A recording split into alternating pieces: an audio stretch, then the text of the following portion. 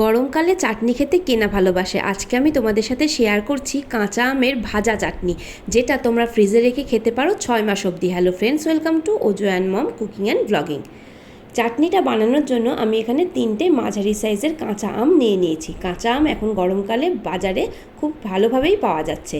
এবার আমগুলোকে আমি একটুখানি খোসাটা ঘষে তুলে নেব। তোমরা বটিও ব্যবহার করতে পারো, আমি এখানে চাকু ব্যবহার করছি। দেখতেই পাচ্ছ আমের খোসাটা কিন্তু আমি পরিষ্কার করে ছাড়াচ্ছি না, একটু খোসা রেখে দিচ্ছি, ঠিক যেমন করে আমরা পটল ভাজার খোসা চাঁচি সেইভাবে চেঁচে নিলাম। এবার আমটাকে প্রথমে 2 খণ্ড করে কেটে নিচ্ছি। 2 খণ্ড আম করার পরে এরপরে এই আমটাকে আবার আমি টুকরো টুকরো করে কেটে নেব। একটু মোটা মোটা টুকরো করব, কারণ মাঝখান দিয়ে আমি আবার সেই আমগুলোকে ছোট ছোট করে টুকরো করব। এইভাবে আমি 3টে আমি প্রথমে লম্বা লম্বা টুকরো করে কেটে নেব, তারপরে আমগুলোকে আবার আমি মাঝখান দিয়ে আর একটা করে টুকরো করব। তোমরা চাইলে মোটা মোটা টুকরোও করতে পারো, তবে ভাজার সময়তে কিন্তু একটু বেশি টাইম লাগবে। আমি যাতে কম টাইম লাগে সেই জন্য একটু ছোট ছোট করে টুকরো করে কেটে নিচ্ছি। এবার আমগুলোকে কাটার পরে ভালো করে ধুয়ে নিলাম। পরিমাণ মতো লবণ আর হলুদ আমি এর মধ্যে দিয়ে দিলাম, খুব ভালো করে মাখিয়ে নিচ্ছি। একটা ঝাঁঝরির মধ্যে আমি লবণ হলুদটা মাখালাম, যাতে এক্সট্রা লবণটা ঝরে বেরিয়ে যায়। এবার 1 ঘন্টা মতো ম্যারিনেশন করব। এরপরে গ্যাসের ফ্লেমের ওপরে আমি একটা কড়াই বসিয়ে তার মধ্যে মৌরি আর মেথি ভেজে নিচ্ছি। 1 চা চামচ মৌরি আর হাফ চা চামচ মেথি আমি এখানে ভেজে নিচ্ছি। ভাজতে ভাজতে যখন মশলাটা সুন্দর গন্ধ বেরোবে, তখন একটা হামানদিস্তার মধ্যে আমি মেথি আর মৌরিগুলো নিয়ে ভালো করে এটা গুঁড়িয়ে নেব। তবে একদম মিহি গুঁড়ো করবো না, একটু কোর্স পাউডার বা একটু দানা দানা থেকে যাবে। এরপরে ওই কড়াইয়ের মধ্যেই আমি পরিমাণ মতো তেল দিয়ে দেবো, তবে খুব বেশি দিতে হবে না, কারণ আমটা শুধুমাত্র ভাজা হওয়া অবধি তেলটা প্রয়োজন হবে। এরপরে তেলটা গরম হলে এর মধ্যে আমি সামান্য একটুখানি হলুদ দিয়ে তারপরে আমগুলো ছেড়ে দেবো। আমি 2 ভাগে আমটা ভেজে নেব। এরপরে আমটা ভালো করে আমি কিন্তু ভাজা ভাজা করে নেব। আমটা আমি নাড়তে থাকবো এবং নাড়তে নাড়তে মাঝে মধ্যে কিন্তু একটু ঢেকে দিতে হবে যদি অসুবিধা হয়। যদি না হয় তাহলে কোনো অসুবিধা নেই, ফ্লেমটা কিন্তু থাকবে মিডিয়াম হাই। এরপরে আমি আমগুলোকে লাল লাল করে ভেজে নিলাম। এরপরে আর একটা ব্যাচ আমি দিয়ে দিলাম। এই আমগুলোকেও কিন্তু আমি লাল লাল করে ভেজে তারপরে তুলে রাখবো।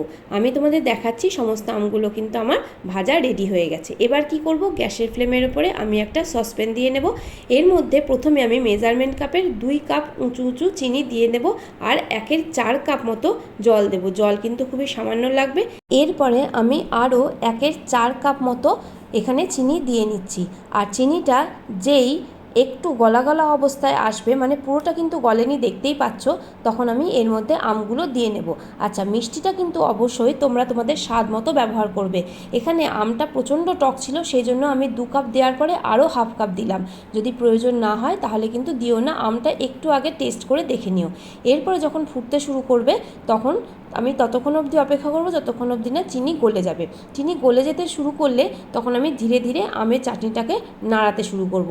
প্রথমে কিন্তু এইভাবে ফেনা হয়ে ওপরে উঠে আসবে, তবে চিন্তার কোনো কারণ নেই, এতে কোনো অসুবিধা হবে না। আমগুলোকে আমি সুন্দরভাবে নাড়াচাড়া করব, এমনভাবে নাড়াচাড়া করব না যাতে আম ভেঙে যায়। মাঝে মধ্যে আমি আমগুলো তুলে দেখে নেব সেদ্ধ হয়েছে কি না। আম আমি ততক্ষণই ফোটাবো যতক্ষণ না অবধি সেদ্ধ হয়ে যাবে। মাঝে মধ্যে গ্যাসের ফ্লেমটা একটুখানি আমি লো করব। যখন আমটা প্রায় সিদ্ধ হয়ে যাবে তখন আমি দেখব চিনির যে শিরাটা বা রসটা আছে সেটা তার হচ্ছে কিনা। মোটামুটি 1 তার হলেই আমি এর মধ্যে বেশ খানিকটা ভাজা মশলা দিয়ে নেব। প্রায় সবটাই দেবো, খুব সামান্য ভাজা মশলা আমি একদম লাস্টে দেওয়ার জন্য অপেক্ষা করব। এরপরে সমস্ত মশলাটা আমি দিয়ে দেওয়ার পরে আরেকটুখানি এই চাটনিটা ফুটিয়ে নেব। ইতিমধ্যে কিন্তু আমার সমস্ত আমগুলো সিদ্ধ হয়ে যাবে বা অলরেডি সেদ্ধ হয়ে গিয়েছে। আমি মশলাটা দেওয়ার পরে মিনিট খানেক ফোটাবো, তার বেশি নয়। এবার মশলাটা দেওয়ার পরে মিনিট খানেক ফুটিয়ে আমি গ্যাসের ফ্লেমটা অফ করে দেবো। তারপরে আরেকটুখানি যে মশলা আমি রেখেছিলাম, হাফ চামচের একটু কম আমি রেখে দিয়েছিলাম, সেই মশলাটা আমি এর মধ্যে দিয়ে দেবো আর ঠান্ডা হওয়া অবধি অপেক্ষা করব। ঠান্ডা হয়ে গেলেই বেড়ে দেবো।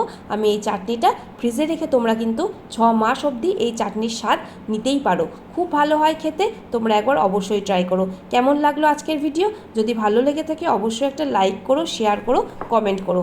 আর নতুন বন্ধুরা প্লিজ তোমরা পাশে থেকো, আমার চ্যানেলটা তোমরা প্লিজ প্লিজ প্লিজ সাবস্ক্রাইব করে নিও।